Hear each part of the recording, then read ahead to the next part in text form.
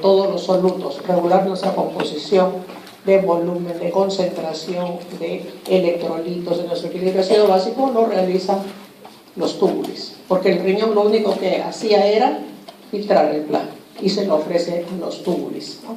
Entonces veamos qué cosa es lo que hacen los túbulos. Esto solamente para recordarles que de los 180 litros que filtramos, ¿no?, menos del 1% del agua y del cloruro de sodio aparece en el orina. Son cantidades mínimas, lo cual significa de que hay una gran actividad de tipo metabólico en el riñón para la reabsorción de solutos, específicamente del cloruro de sodio. Y lo que vamos a revisar ahora es la reabsorción de agua y solutos y la secreción de solutos a nivel tubular. Esta es la composición, como les decía, menos del 1%. Importante recordar, si yo tengo 180 litros por día y cada litro tiene 140 miliequivalentes de sodio por litro, ahí ya sacamos la cuenta que era más de 25.000 milimolas de sodio que filtramos todos los días. Y mire lo que aparece en orina, entre 50 a 130. Entonces, estas características que nos demuestran que hay un ahorro por el riñón para mantener homeostasis extracelular, nos indica pues la gran actividad que tienen estos segmentos del túbulo. Y veamos las características. Para poder hacer el transporte de solutos, los túbulos utilizan diferentes formas de movimiento. Uno es el pasivo y el otro es el activo. La diferencia del activo es que utiliza compuestos de alta energía para pasar solutos de un sitio de menor concentración a otro de mayor concentración, o sea, contragradiente, si no, no lo hace. Mientras que el pasivo es siguiendo la gradiente electroquímica, ya sea por diferencia de cargas o por concentración del soluto. Y hablamos también de un transporte activo secundario, ¿recuerdan? Ya veo las sonrisitas, me acuerdo, ¿no? Dice ¿quién se acuerda? ¿Usted? A ver, ¿qué es lo que recuerda? Es por la fuerza que ejerce el sodio al ingresar. Muy bien. O sea, cuando un soluto es arrastrado con fuerza en su trayecto a través de la célula, a través de los espacios intercelulares laterales, lo que permite es el arrastre de un soluto contra su gradiente. Y eso lo vamos a ver ahora. Y eso se llama transporte activo secundario, porque se está yendo contra gradiente sin utilizar un compuesto de alta energía. Estos movimientos pasivos entonces puede ser espontáneo, o sea, siguiendo la gradiente electroquímica, como le decíamos, y puede ser por difusión, simplemente hay permeabilidad de la membrana para ese soluto y eso le permite pasar por carga o por ir de un sitio de mayor a menor concentración. Lo segundo es de que la difusión es con ayuda, o sea, puedo pasar, pero no tanto. Si tengo yo a alguien que me apoye, lo voy a hacer. Y esto se hace a través de dos procesos, ¿no? A través de transportadores, que son proteínas especializadas para poder transportar uno de los solutos, como vamos a ir viendo, cada soluto tiene su transportador. Y la otra forma es a través de canales, como son los canales que hay en el tubo colector cortical para el sodio. El transporte puede ser único, o sea, para él solo, o puede ser un transporte acoplado. O sea, este es un remis que yo tomo, nadie sube conmigo, me voy solo, ¿no?, viendo televisión ahí atrás, conversando con el chofer, pero de repente pues quiero ir acompañado, ¿no? Y puede ser en el mismo sentido o en sentido contrario. Si van en el mismo sentido, es decir, van de líquido tubular y atraviesan juntos, ¿no?, hasta el espacio intercelular lateral, esos se llaman cotransportadores, o si leen en inglés son los syn-porter, ¿no? Pero cuando son en sentido contrario, es decir, uno ingresa y deja salir a otro, esos son los antitransportadores o anti-porter, ¿no?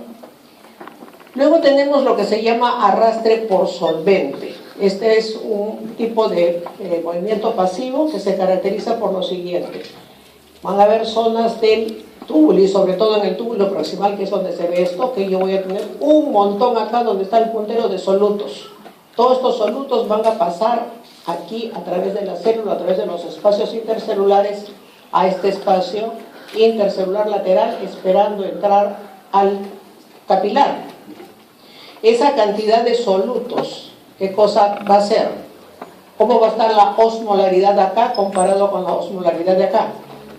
Esto va a aumentar y esto va a disminuir. Al tener esta diferencia de concentración de solutos traducido en osmolaridad, ¿para dónde se va a mover el agua? Hacia acá, ¿no es cierto? Hacia la derecha. Y eso lo va a hacer entre los espacios, entre células. Vamos a suponer que el ecrán es una célula. Entre los espacios de las células, utilizando esta zona, que ahora la vamos a ver en una gráfica, la zona intercelular o la zona occludens, que es permeable, y por donde van a pasar el agua. Pero nosotros no tenemos en nuestro fluido tubular agua destilada, ¿no es cierto? Tenemos solutos diluidos. ¿Para quién sirve esta vía de arrastre por solvente? Para sodio, para cloro, para calcio, para magnesio, ¿no? Son importantes para estos solutos. Eso es lo que se llama entonces arrastre por solvente. ¿Alguien me puede definir ahorita arrastre por solvente? ¿Quién se anima? A ver, una manito. Quedamos en que hoy iban a haber manitos, ¿no? ¿O han venido mancos? A ver, usted dígame, ¿qué cosa es arrastre por solvente? ¿Qué he entendido? Un transporte a través de las masas de agua, que junto al agua pasan también otros sólidos como sodio, calcio. Muy bien. Muy bien. ¿Y en qué segmentos tendría que pasar esto? En donde hay alta permeabilidad al agua, ¿no es cierto? ¿Y donde hay alta permeabilidad al agua? En el tubo contorneado proximal, que es, digamos, la vedette en lo que se refiere a permeabilidad al agua. Y los transportes activos son contragradiente electroquímica, que se utiliza compuestos de alta energía, y la endocitosis, que es un proceso específico para el transporte de proteínas, que lo vamos a ver más adelante en detalle. ¿Cuáles son los conceptos básicos en el transporte a través de los túbulos? Que todos los segmentos proximales tienen estas características, que absorben grandes cantidades de agua y solutos, o sea, tienen una alta permeabilidad hidráulica y tienen una gran cantidad de transportadores, por eso es que tienen alto consumo de oxígeno, alto consumo de compuestos de energía, y esa es la razón por la que al requerir tanta irrigación y tanto oxígeno, cuando les falta presión efectiva de filtración, van a hacer pues colapso estos túbulos, ¿no? Los segmentos más distales son menos permeables y la permeabilidad se pierde a partir del momento en que la rama descendente delgada da la vuelta en esta horquilla, se convierte en rama ascendente delgada. A partir de acá el túbulo es impermeable hasta el final y solo se va a permeabilizar frente a la hormona antidiurética para hacerse permeable al agua a partir del segmento colector cortical distal y el medular. El resto no se modifica. Entonces, esto es importante recordarlo. Y la regulación de estos segmentos sí tiene un mayor control neurohumoral, como es aldosterona y antidiurética. Sí, dígame. O sea, hasta la hoja de higiene y la rama ascendente es permeable al agua. Después ya no, hasta colector. No. Lo que les digo es, desde el tubo contorneado proximal hasta el asa descendente delgada, aquí, a la hora de que vas a la horquilla, hasta ahí es permeable al agua. En el momento de la horquilla, cuando se convierte en rama ascendente delgada, ya se vuelve impermeable al agua hasta el final.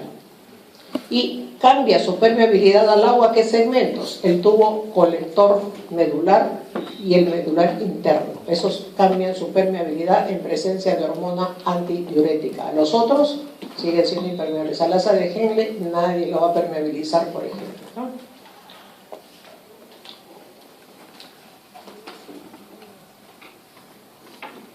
Veamos. Me estoy quedando sin pila.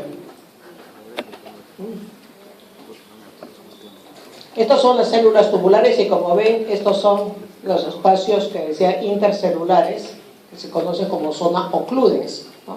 Donde hay gran cantidad de filamentos de tejido conectivo y que tienen permeabilidad para el pasaje de agua y solutos. No es tan permeable como es la membrana celular en el tubo contorneado proximal, pero sí permite la permeabilidad cuando hay diferencia de concentraciones o hay pasaje de agua por gradiente osmótica.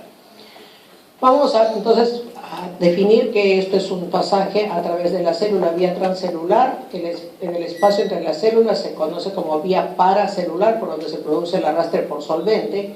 Esto es el espacio intercelular lateral, donde van a esperar todos los solutos que son movidos del fluido tubular hacia la reabsorción. Van a esperar tranquilos a que permitan las fuerzas de Starling el pasaje de solutos, ¿no? O a través de transportadores en el caso de que tengan que ser transporte activo. Luego tenemos esta zona que es la luz tubular y este borde es la membrana apical, ¿no? Que es la que está mirando al lado tubular, y la del costado, esta es la membrana vasolateral.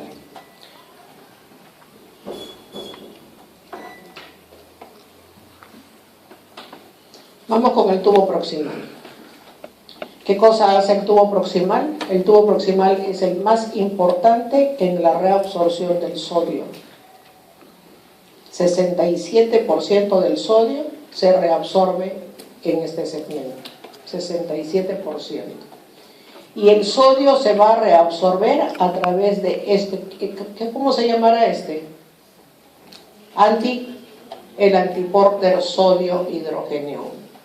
Este antiporter sodio-hidrogenión lo que hace es ingresar el sodio y sacar el ion hidrógeno. El ion hidrógeno está saliendo a un sitio de mayor concentración, porque la concentración de hidrógeno a nivel de la célula es menor que la del fluido tubular.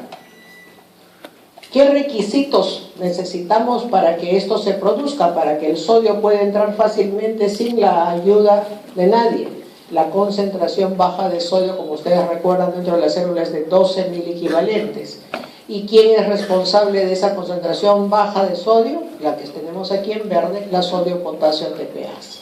O sea, para que se produzca esa reabsorción importante de glucosa en esta parte del glomérulo, la parte inicial, la pars convoluta, necesitamos que haya una integridad de la bomba sodio-potasio ATPasa, y en segundo lugar que haya suficientes transportadores, estos antiporter que hacen el intercambio del sodio con el hidrógeno.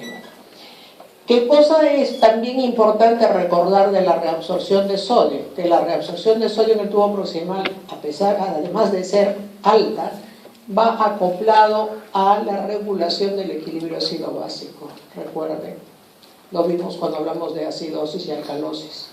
Cada hidrógeno que uno pierde, recordamos que viene de la disociación del ácido carbónico, por eso de la anilasa carbónica, y cada hidrógeno que yo boto es un bicarbonato que yo añado. Por lo tanto, la reabsorción de sodio a nivel del tubo contorneo proximal va ligado a la reabsorción de bicarbonato y por lo tanto el paso inicial en la regulación del balance de cargas ácidas, ¿no? El otro tema en esta pars convoluta es lo que se llama el transporte acoplado en el mismo sentido. Estos van juntos. Aquí les he puesto el sodio con la glucosa, pero es sodio con glucosa, sodio con aminoácidos, el sodio con lactato y el sodio con el fósforo. Son los cuatro que son arrastrados junto con la fuerza del sodio en su reabsorción. Les he puesto el transportador, el SGLT2, porque ya en el mundo ya han salido los bloqueantes de este transportador. En el Perú se va a lanzar la capoglifancina recién el próximo año, ¿no? Pero ya estamos trabajando en las inducciones a los médicos, a los internistas con esto. Y esto, miren lo que va a traer para los diabéticos, solamente les doy como novedad, pues siempre es importante estar al día. Si yo tengo este transportador SGLT2, que es el que me transporta la glucosa del fluido tubular hacia la célula, de donde va a ser transportada hacia el capilar a través de los otros transportadores que son los GLUT2.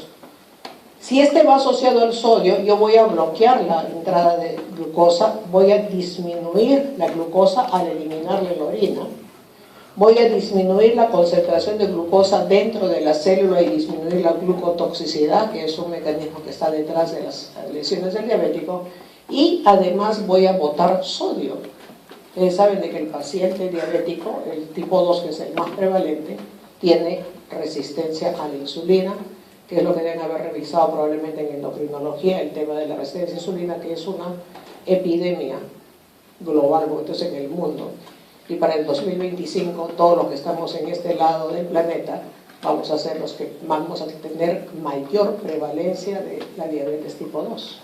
Eso está probado, porque no estamos haciendo mucho por mejorarla. Entonces, si la insulina es elevada en estos pacientes, porque hay resistencia a la insulina, no es que les falte como al tipo 1, la insulina tiene el defecto de reabsorber sodio a nivel distal. Entonces, teóricamente, estos productos, las glifosinas, GAPA, DRAPA, como se les va a llamar, lo que van a hacer es botar glucosa y botar sodio. De esa manera se disminuye la retención de sodio y se regularía mejor la presión arterial del diabético, que de por sí es muy de difícil control, generalmente cuando empieza a comprometerse el riñón. Entonces, recuerden el tubo proximal, cómo se reabsorbe el sodio por el antiporter sodio-hidrogenión, que va ligado a la reabsorción de bicarbonato, el cotransporte con glucosa, con aminoácidos, con lactato y con fosfato, ¿no es cierto? Y recordar al transportador SGLT2 para cuando nos podamos encontrar en alguna conferencia. Muy bien, en esta primera parte lo que hemos visto es de que el cloro no ha aparecido, ¿no es cierto? Y desde ayer, anteayer les decía, ayer creo que comentamos, que el sodio tiene su amante perfecto, y su amante perfecto es el cloro, van juntos, ¿no? El cloruro de sodio. Y ustedes dicen, ¿y el cloro dónde está? Pues toda la pars convoluta nada. Es en la pars recta donde se va a producir esta reabsorción del cloro, ¿no? En la pars recta. ¿Por qué? Porque en la pars convoluta hemos transportado solutos y hemos arrastrado agua, ¿no es cierto? Y eso ha aumentado la concentración del cloro porque nadie la ha tocado. De hecho, el cloro, que es de 99 a 105 a nivel sérico, a este nivel en la pars recta está en valores entre 135 a 140, o sea, valores altos, que por diferencia de concentración va a permitir el pasaje con mucha facilidad a través de la célula, ¿no? Entonces, tanto el potencial negativo del lumen por la gran reabsorción de sodio, que estamos jalando cargas positivas, como la reabsorción de agua, lo que va a hacer es pues, facilitar la reabsorción pasiva del cloro, por concentración aumentada y por el potencial negativo. Y también esto es válido que la urea no se ha movilizado en la pars convoluta, y es en la pars recta donde recién la urea, que está más elevada que en el plasma, va a pasar por diferencia de concentración por gradiente a nivel de esta pars recta, ¿no? Es un transporte pasivo siguiendo al sodio. Entonces es importante que recuerden estos dos movimientos para esto, el electrolito cloro y el soluto urea. ¿Está en algún campeonato? ¿Sí? ¿De qué es por aniversario o es costumbre? ¿No? También que hagan deporte, pero no andan tan bulla, ¿no? Veamos cómo se reabsorbe el cloro. El cloro tiene una forma muy particular de reabsorberse. Miren, esta es la célula tubular proximal, la pars recta o segmento S3. Este es el segmento que se destruye en la injuria renal aguda. Es esta parte específicamente, el segmento S3. Veamos cuál es la forma en que se reabsorbe el cloro, que es de lo más interesante. Aquí tenemos al antiporter sodio-hidrogenión, no sé si lo logran ver porque la luz de mi computadora ya está muriéndose. Y aquí tenemos el antiporter cloro-anión. Estos aniones pueden ser bicarbonato o puede ser formato o hipurato. Generalmente son esos tres aniones los que van a facilitar este mecanismo. Y como ven, el antiporter sodio-hidrogenión ingresa el sodio, saca el hidrógeno fuera, ¿no? Y el antiporter cloro-anión lo que va a hacer es ingresa el cloro y lo que va a sacar es el anión. El anión lo que va a hacer es capturar al hidrogenión y vuelve a ingresar a la célula para reciclar. Y esa es la forma como el cloro se reabsorbe. Es una forma bastante original que utiliza el riñón para reabsorber el cloro. Como ven, el anión regresa, ¿no? El anión no se pierde. Y miren aquí arriba, lo que les decía, la concentración de cloro está tan alta que lo que va a hacer es, acompañando al sodio, va a ir por vía paracelular, siguiendo la gradiente que hemos dicho que es más alta. En el momento que llega al segmento S3 está alrededor de 135 a 140 comparado con 105 a 108 que está a nivel plasmático.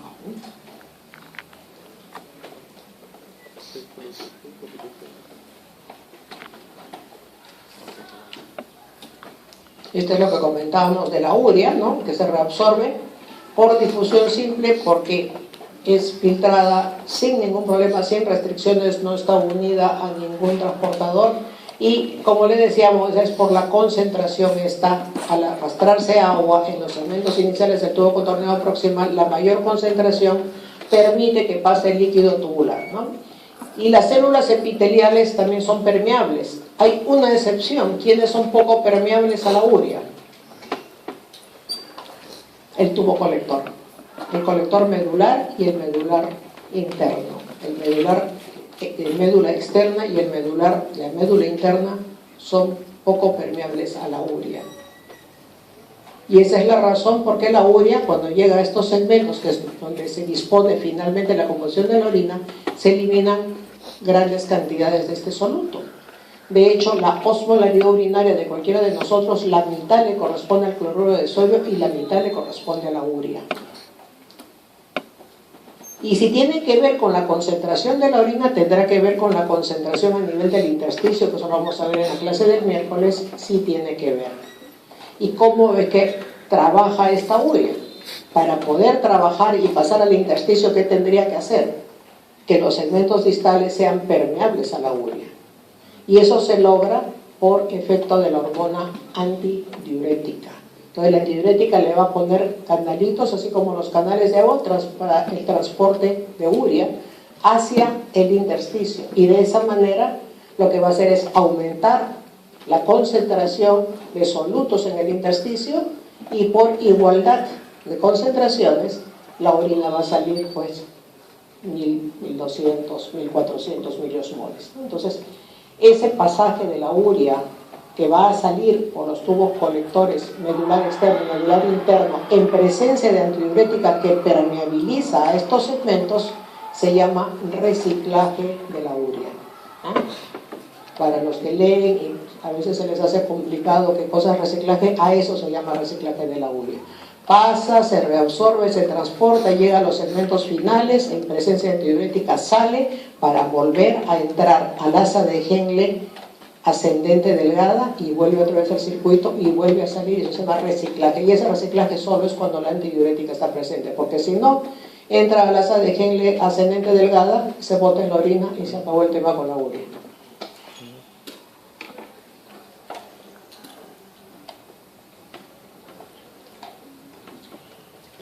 Aquí está, ven los segmentos colectores, hay un reciclaje en la zona medular interna sobre todo, y es lo que se conoce como el reciclaje de la urea para el mecanismo de contracorriente que vamos a revisar en la próxima clase. Muy bien, el pasaje de agua, ¿no?, en el tubo contorneado proximal hemos dicho que es porque la gran cantidad de solutos que se trasladan de aquí a este lado hacen que la osmolaridad se invierta. Entonces la osmolaridad en este lado, en el espacio intersticial, va a aumentar y eso va a jalar agua y va con solutos, lo que se conoce como arrastre por solvente. 67% del agua se reabsorbe por este mecanismo, ¿no? Luego tenemos la reabsorción de proteínas, que era un proceso activo, ¿no? Es un proceso activo, no consume compuestos de alta energía, pero sí por el mecanismo que hace, que se considera como un proceso activo. Esta es la carga glomerular diaria y a nivel del tubo contorneado proximal se reabsorbe más del 95%. Pero a esto se suma una proteína tubular, ¿no?, que es la proteína de Tamm-Horsfall. Tamm-Horsfall, Tamm-Horsfall, o mucoproteína o proteína tubular. Esta se forma exclusivamente en la rama ascendente gruesa de Henle. Esta es la producción diaria, ¿no?, entre 30 a 75 miligramos diarios, que sumado al 5% de las proteínas que filtramos, hacen de que nuestra excreción máxima deba ser 150 miligramos por día. Todo sujeto que excreta más de 150 miligramos por día tiene enfermedad renal, sí o no. ¿Y dónde está la lesión? En la membrana basal glomerular. O sea, el paciente empezó un aumento del pasaje de albúmina y eso indica daño en la membrana basal. Puede ser en diabetes, puede ser por hipertensión o puede ser por una glomerulonefritis. Dígame. Doctora, ¿se puede dar el caso de una persona que consuma, digamos, un exceso de proteínas en la dieta que pueda experimentar? Sí, tengo varios casos de chicos, esos bodybuilders, que se comen 10, 12 claras de huevo con papa amarilla, porque así les ponen en los gimnasios. Tienen que comer una pechuga de pollo 3 veces al día y a veces pechuga y media. Y encima tienen sus preparados proteicos, ¿no? Ellos le llaman sus licuados, ¿no? Entonces, esa cantidad de proteínas hace que estos chicos, aparte que se ponen esteroides, ¿no? Eso es conocido. Están con los brazos pues bien grandes, ¿no? Tienen unos camaroncitos, ¿no? Ponen unos politos con puño acá bien apretado para entrar, ¿no? Y vienen diciéndome las mamás: doctora, no sé qué pasa con mi hijo, pero desde últimamente que me tome estas cosas y me ha cambiado de dieta, orina todo el día y he notado que está orinando con espuma y duerme todo el día.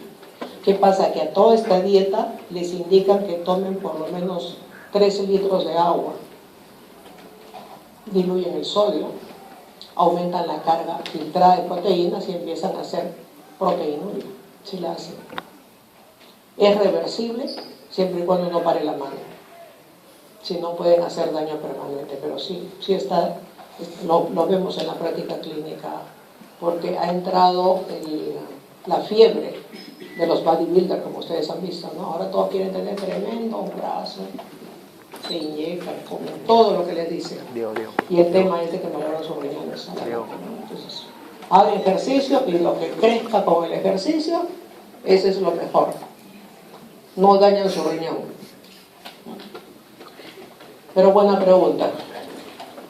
Muy bien, entonces, todo aquel que excreta más de 150 miligramos por día está con daño en la membrana basal glomerular. ¿Cómo es el proceso de reabsorción de proteínas? Lo primero que hace, esto es el borde en cepillo, ese borde invaginado en el lado luminal del tubo contorneado proximal, se invagina para capturar a la proteína, ¿no? Y luego esta vesícula se desprende e ingresa dentro de la célula y ahí va a ser fragmentada en aminoácidos para su reabsorción, ¿no? El tema es que ustedes lo que están viendo es qué cosa, que es un pedazo de la membrana apical que se pierde allí. Y entonces cuando escuchen a los nefrólogos decir la proteinuria es tóxica, ¿por qué decimos que la proteinuria es tóxica? Porque imagínense si esto pasa por lo poco que eliminamos. ¿Qué pasará con un sujeto que tiene 2, 3 o 4 gramos de proteinuria en orina 24 horas? Lesiona la membrana apical, aparte de que genera daño en el intersticio y fibrosis, ¿no? O sea, la proteinuria es tóxica.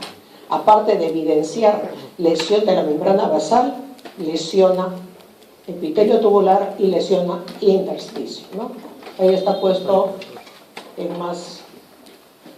un poquito más grande como para que se asusten, y cuando tenga un paciente con proteinuria, buscar siempre la causa y cómo controlarla para revertirla. Finalmente, el tubo contorneado proximal también tiene otra función, es la eliminación de aniones y cationes, los aniones que producimos diariamente y los cationes que pueden ser también como consecuencia de la administración de fármacos. En el caso de los aniones, el tema es este de acá. Se hace a través del alfa-cetoglutarato que, como ven, recicla. A partir del glutamato, en el tubo contorneado proximal se forma este alfa-cetoglutarato. Y lo primero que va a hacer el alfa-cetoglutarato es hacer un intercambio, un antiporte, alfa-cetoglutarato y el anión, ¿no? Y como ven, este alfa-cetoglutarato después lo que hace es, se vuelve a meter acompañado del sodio. Entonces recicla y de esa forma este alfa-cetoglutarato lo que va a permitir es la eliminación de los aniones orgánicos hacia afuera, ¿no? Los aniones orgánicos pueden venir provenientes de la luz tubular. ¿Qué aniones orgánicos tenemos nosotros importantes que recordar? Miren ustedes todos los aniones que tenemos, los endógenos, el CMP cíclico, las sales biliares, ipuratos, oxalatos, prostaglandinas, uratos y estas vitaminas, el ácido ascórbico y el folato. Pero miren de los fármacos, acetazolamida, clorotiazida, furosemida, bumetanida, todos son diuréticos. Y esto usamos todos los días en el hipertenso, en el paciente renal, paciente con edemas de origen por falla cardíaca, son diuréticos de uso frecuente. Entonces, miren el trabajo que tiene que hacer el tubo contorneado proximal en esta población de pacientes. Tiene que eliminar todos estos fármacos.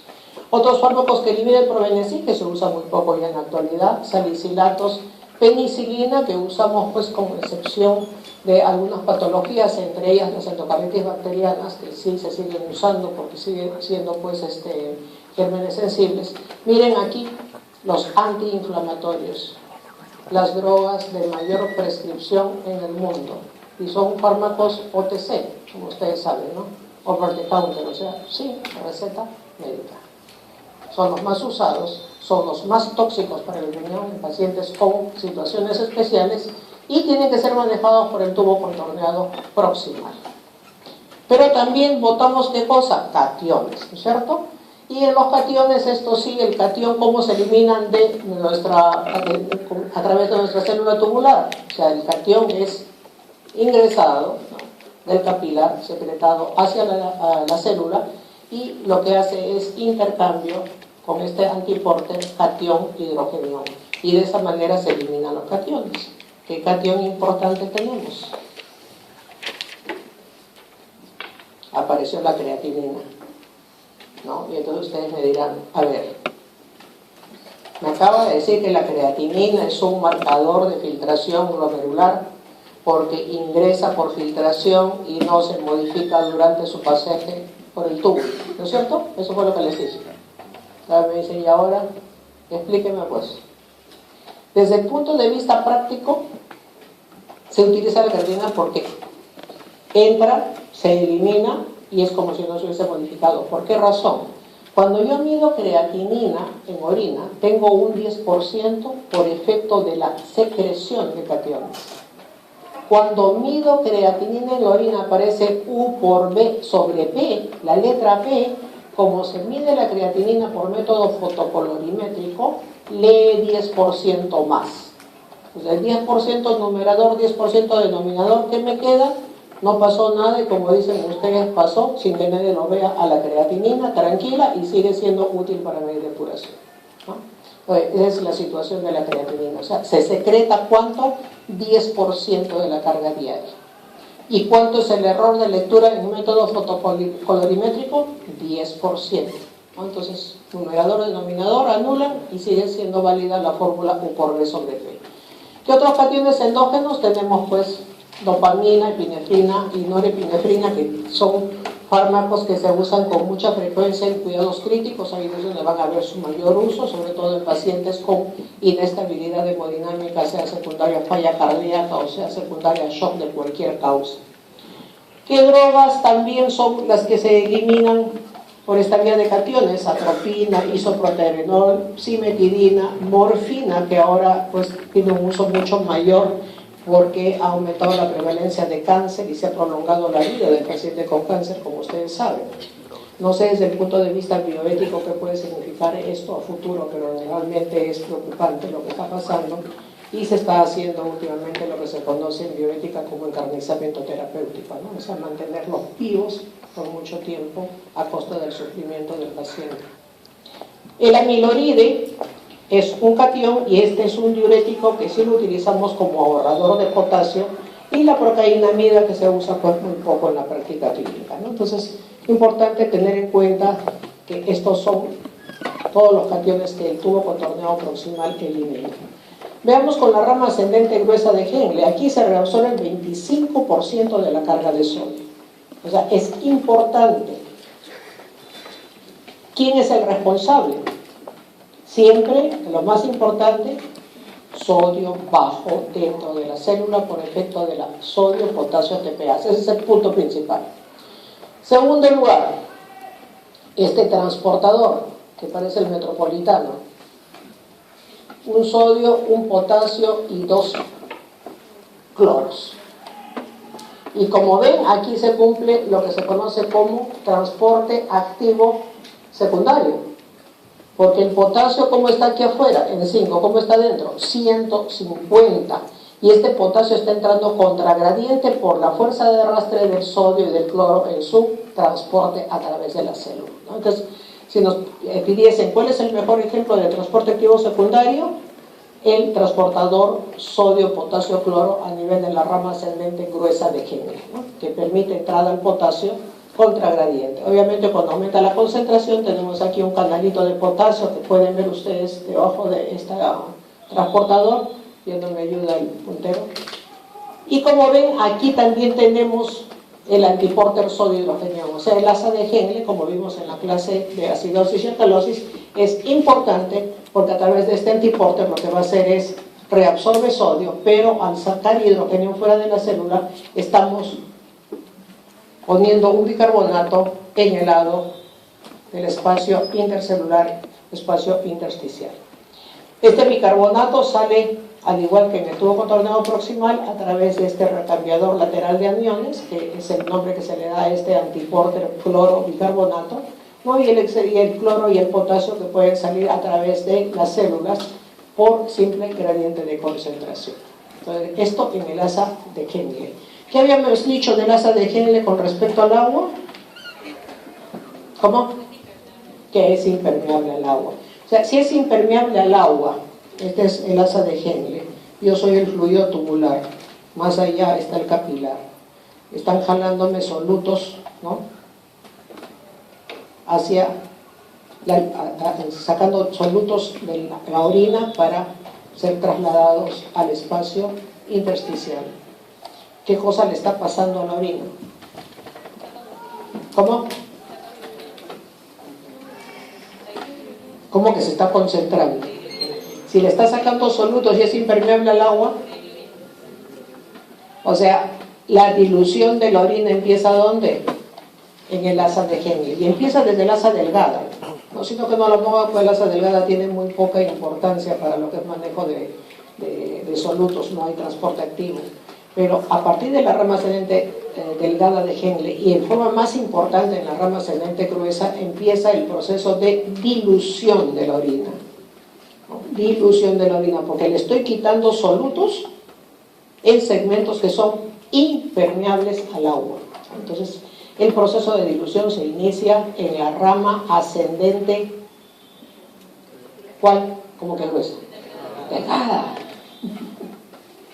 En la rama ascendente delgada, como digo, no le doy importancia, o sea, tiene importancia porque allí empieza el tema de la impermeabilidad, pero la rama ascendente delgada lo que tiene es permeabilidad al sodio. Y lo único que hace la rama ascendente delgada, ¿se acuerdan los dibujitos donde no tenían casi organelas? Unas células miserables, ¿no?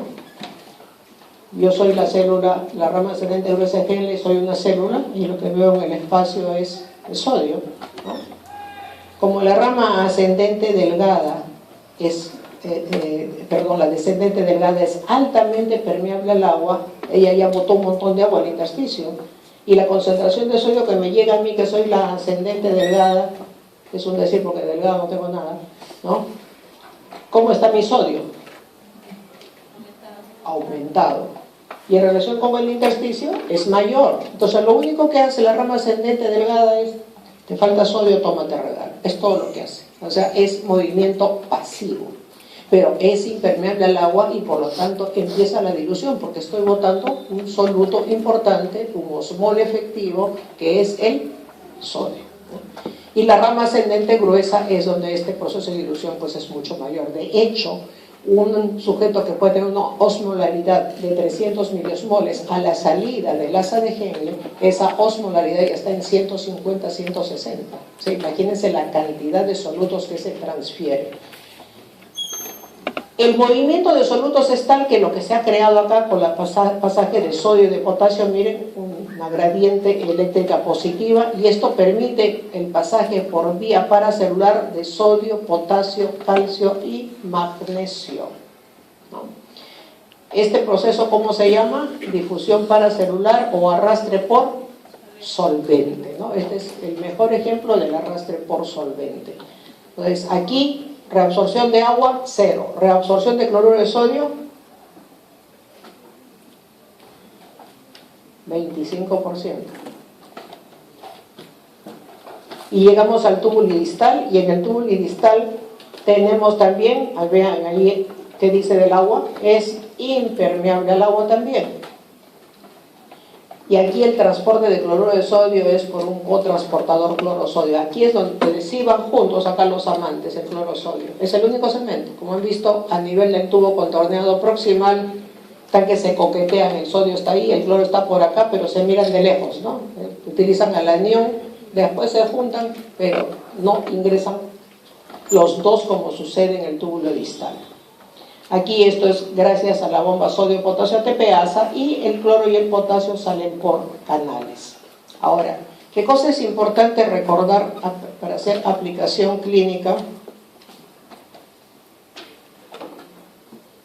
Perdón. Lo que quería mostrarles es otra cosa.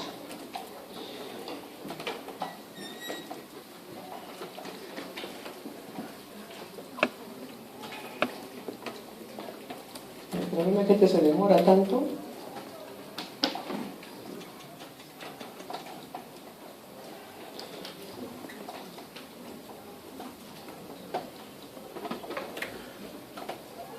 Ya. Solamente para añadir algo para que no se me vaya de la cabeza. Cuando se utiliza un diurético de asa, como es la furosemida, el ácido traclínico o la bumetanida, a quien se bloquea es al transportador este grande, el sodio, potasio, 2 cloros. Por eso es que es tan potente estos diuréticos de asa, porque bloquean la reabsorción del 25% de la carga de cloro. Y a nivel del túbulo distal, este cotransportador es bloqueado por las tiacidas. O sea, los diuréticos tiacídicos actúan a este nivel, bloqueando la reabsorción del sodio.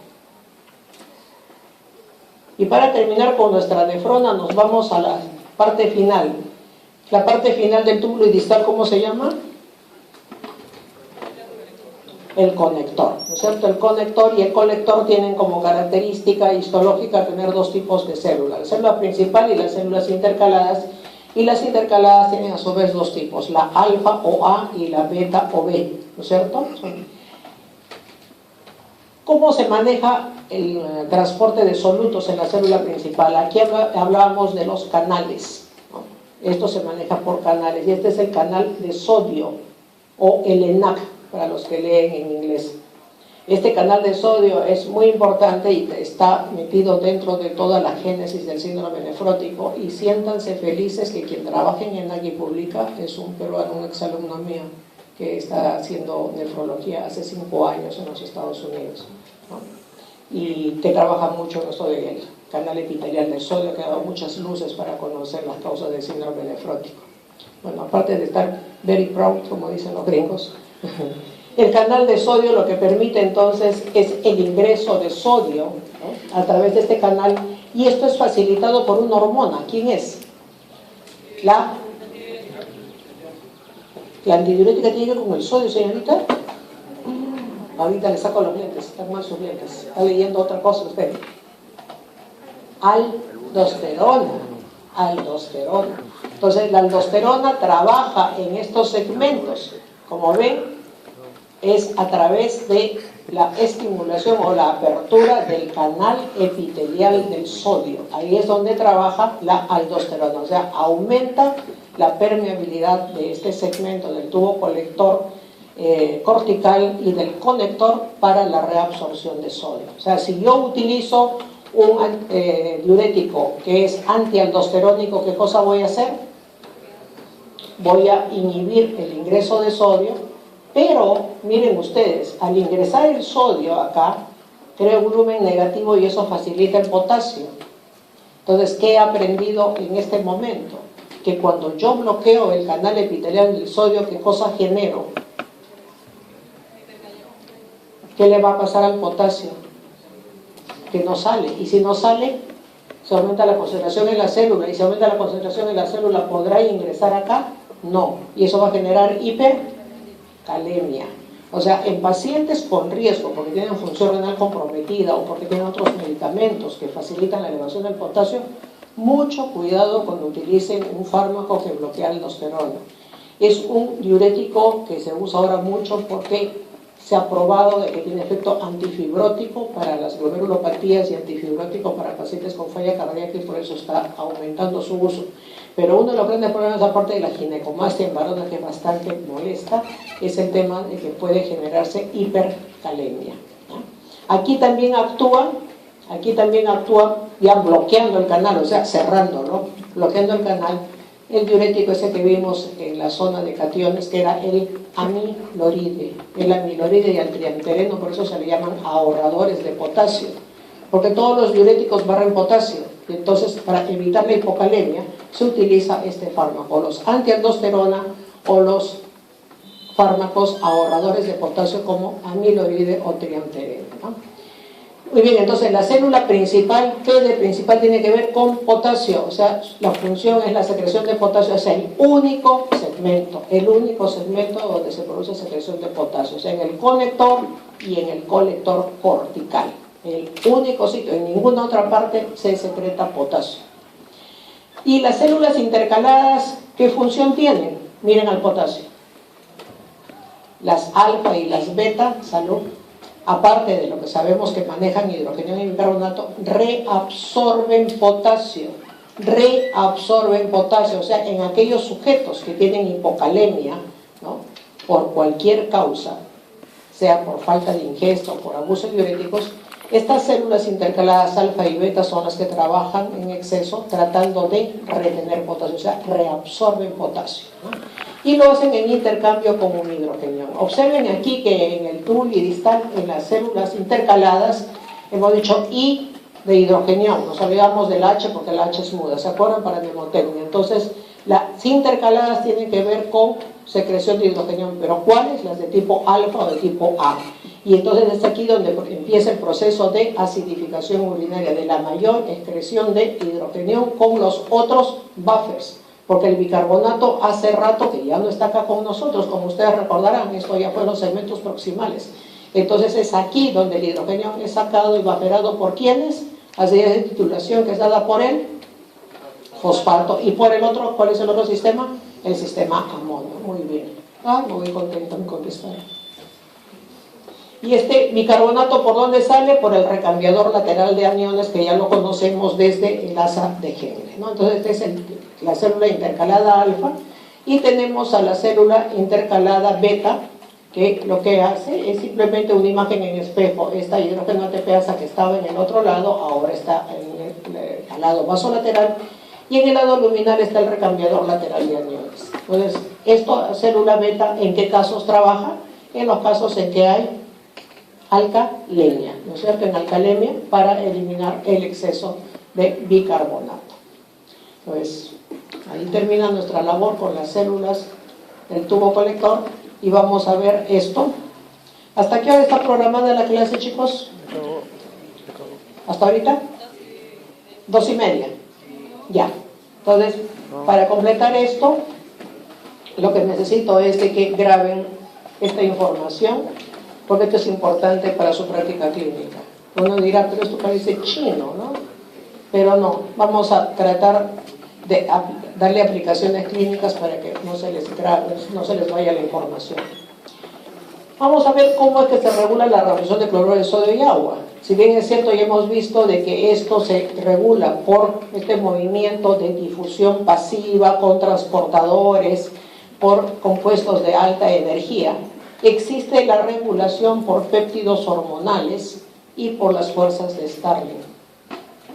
Los péptidos hormonales, ¿qué es lo que tienen que hacer? Y apréndanse bien esto, porque en la clase de regulación de volumen de agua van a tener que aplicarlo. ¿Qué cosa hace la angiotensina en el riñón? ¿Cuál es su función? O sea, si yo estoy frente a un paciente que se ha depletado de volumen, donde sé que el eje está tremendamente estimulado, esa angiotensina, ¿qué cosa está haciendo? Sé que su estímulo es la liberación de renina. ¿Dónde va a actuar la angiotensina? Como ven, es en el tubo contorneado proximal, en la rama ascendente gruesa de Henle, y cuando pongo aquí este TD/TC me estoy refiriendo al conector y al colector cortical, ¿no? Estoy hablando del distal tardío y el colector. ¿Qué cosa hace la angiotensina a ese nivel? Miren ustedes, aumenta la reabsorción de cloruro de sodio y agua. O sea, no es solamente la BD, la aldosterona, que tiene que ver con la reabsorción de sodio, como acabamos de ver a través de los canales de sodio en el tubo colector cortical. Del eje a la angiotensina siempre se le ningunea para el manejo de sodio, porque dice es vasoconstrictor. Sí, es vasoconstrictor, es inflamatorio, es profibrótico, estimula el crecimiento, todo lo que quieran, las veintitantas funciones malas que tiene la angiotensina, que es el péptido más inflamatorio que tenemos los humanos, pero tiene que ver con el sodio. O sea, participa en la reabsorción de sodio, o sea, tiene su lado bueno después de todo. Cuando el paciente está en shock, lo que va a hacer es aumentar la reabsorción de sodio, ¿no? ¿A qué niveles? Proximal, rama ascendente gruesa de Henle, distal tardío y colector cortical. Veamos con la aldosterona, que siempre es la que uno la reconoce y la respeta como que reabsorbe sodio, pero miren, si bien es cierto, aldosterona es parte del eje, es estimulada por la renina, luego sigue la angiotensina 2, recuerden que un estímulo potente para la aldosterona es la hipercalemia. Y esta pregunta de exámenes de residentado. Hipercalemia es un estímulo potente para la liberación de aldosterona. ¿Dónde actúa la aldosterona? Rama ascendente gruesa y en el distal tardío y el colector. Y hemos visto que es en los canales epiteliales del sodio. ¿Qué cosa hace? Aumenta la regulación de cloruro de sodio y de agua. Luego tenemos al péptido natriurético atrial, al péptido natriurético cerebral y al urodilatín. Los tres juntos. Los tres juntos. ¿Qué cosa es? ¿Cuál es el estímulo de ellos?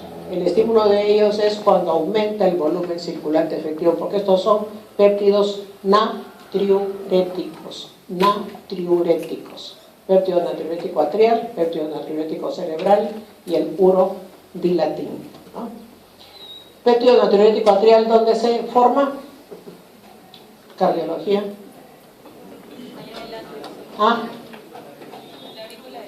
En la aurícula derecha. Péptido natriurético cerebral. No es en el cerebro, por si acaso.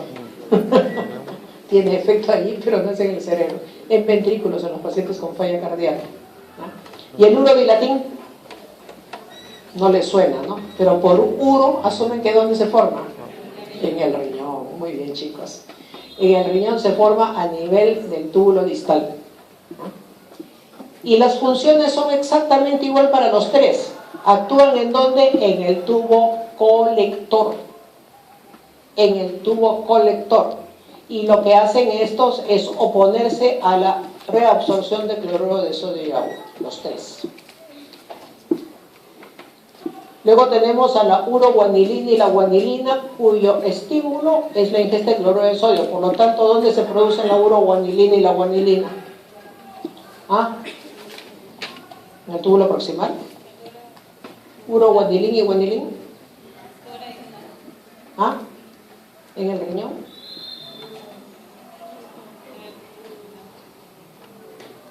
¿Dónde se produce? El estímulo es la ingesta de cloruro de sodio. Tubo digestivo. No se dejen engañar por el uro. Eso les funcionó para el urodilatín. Acá no les funcionó. ¿Esto actúa dónde? Tubo proximal y colector, y lo que hace es excretar agua y sodio. O sea, tienen efecto natriurético. Seguimos. Las catecolaminas, norepinefrina y epinefrina, ¿no? Que tienen que ver su relación también con el sistema nervioso simpático, ¿no es cierto? ¿Qué decíamos del simpático? Que es el primer chismoso que sale corriendo, ¿no? Cuando cae el volumen circulante efectivo. ¿Dónde actúa? En toda la nefrona, ¿se acuerdan? En toda la nefrona, eso decíamos desde la primera clase, para obligar a reabsorber agua y sodio. Luego tenemos la dopamina, ¿no?, que viene de las terminaciones dopaminérgicas en el sistema simpático, y lo que tenemos es un aumento del volumen circulante efectivo, lo que los va a liberar, actúa sobre el tubo contorneado proximal y le impide la reabsorción de cloruro de sodio y agua.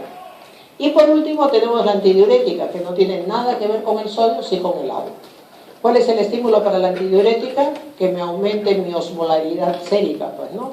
O que me deplete de volumen. Cuando me depleto de volumen, voy a tener los sensores de volumen que también estimulan la liberación de hormona antidiurética. O sea, si bien es cierto, la osmolaridad es el primer detonador para liberar la hormona antidiurética, cuando el volumen circulante efectivo cae alrededor del 5%, la hormona antidiurética se libera inmediatamente para ayudar a retener agua. O sea, no solamente es el estímulo osmótico.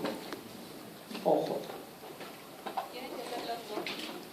¿Cómo? Tienen que ser los dos. Si es que usted pierde más del 5% de su volumen, sí, están los dos. Claro que sí.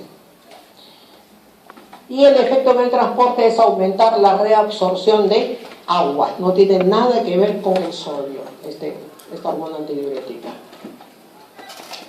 Y las fuerzas de Starling son las que regulan ¿dónde? Las fuerzas de Starling son las que regulan el transporte de agua. Por lo tanto, el movimiento más alto por la mayor permeabilidad es en el segmento. ¿Qué segmento es el más permeable al agua?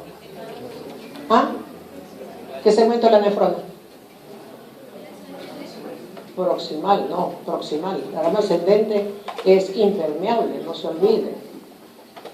El más permeable al agua es el tubo contorneado proximal. Y es ahí, obviamente, donde las fuerzas de Starling van a ponerse a trabajar, ¿no? ¿Qué cosa tenemos de las fuerzas de Starling? Este es el espacio, no tengo pilas, el espacio intersticial, pero sí pueden leer allí. Miren ustedes, tenemos a la presión hidrostática del capilar peritubular. ¿Qué cosa es lo que permite? La reabsorción de solutos, ¿no es cierto? La presión hidrostática del capilar peritubular inhibe la reabsorción, está en sentido contrario. Estoy leyendo de arriba abajo porque ya me quedé sin luz. El tercero es la presión hidrostática del intersticio, favorece la reabsorción. O sea, si yo tengo un montón de solutos en el espacio intersticial esperando, voy a facilitar la reabsorción. Y la presión oncótica del intersticio, ¿qué hace? Impide la reabsorción. Entonces, la suma de estos son los que alteran la dinámica del pasaje de fluidos. Entonces, como ustedes son chicos inteligentes y acaban de mirar y se los he leído y lo están viendo, la pregunta es, ¿qué pasa si yo produzco aumento de la presión arterial en cualquiera de ustedes? Súbitamente la presión a ese sujeto le sube a 180/90. ¿Qué va a pasar con estas fuerzas de Starling?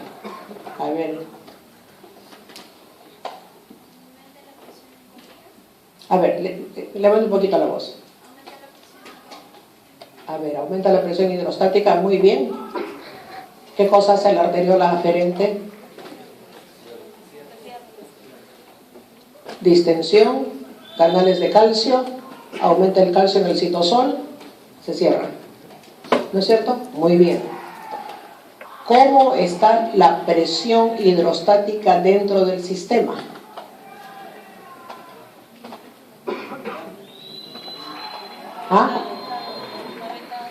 ¿Cómo?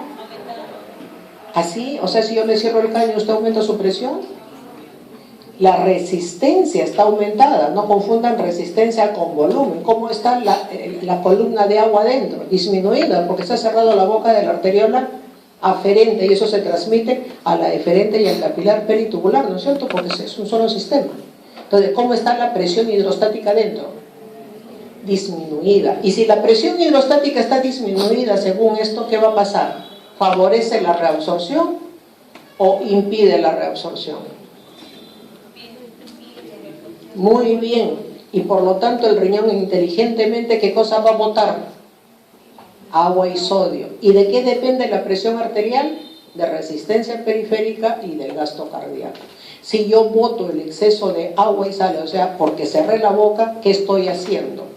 Natriuresis por presión. Eso es lo que se conoce como natriuresis por presión y es lo que hacen todos los riñones de